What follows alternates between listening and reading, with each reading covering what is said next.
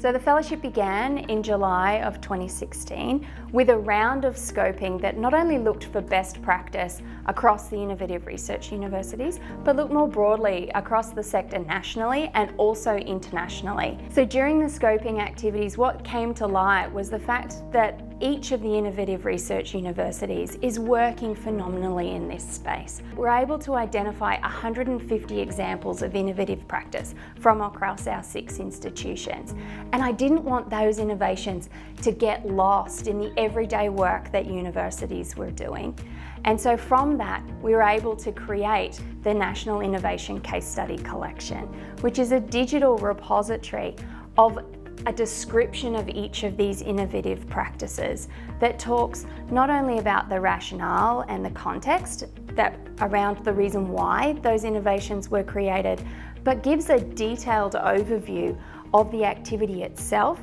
so that other academic staff or professional staff elements within a university can take that case study as a platform to then shape their own practices and nuance an approach that's specifically tailored to their individual contexts, whether it be a change in discipline or a whole of institution approach. The best part of the innovative case study collection is that it's designed with collaboration in mind. So each case has a link to the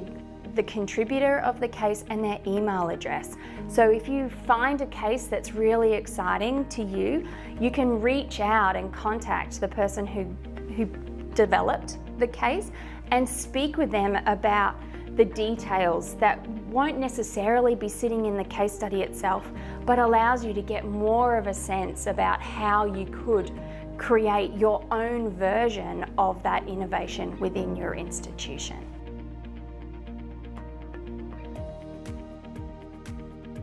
We're taking a really progressive definition of employability to think about that in the context of the life of a student's time at university, but also the life of their careers. So in that sense, employability are all of the activities and experiences that a student will have at university that helps them to develop the capabilities and professional attributes that will allow them to succeed in the transition to the workforce, but also across the life of their careers. Now, we know that students who are graduating today will have multiple careers across their lifespan, and the only way that we can be sure that they're going to be able to be successful is that we start to help students to unpack the skills that they have, link that to the learning that they're taking within the university experience and outside of that, to get students to really think about their professional development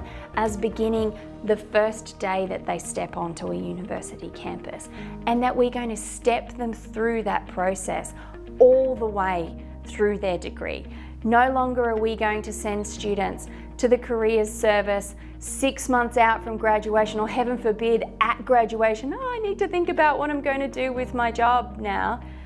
Every student who's graduating from our university should feel empowered and confident to be able to make the transition to the world of work, and that's what we're hoping to achieve in these projects.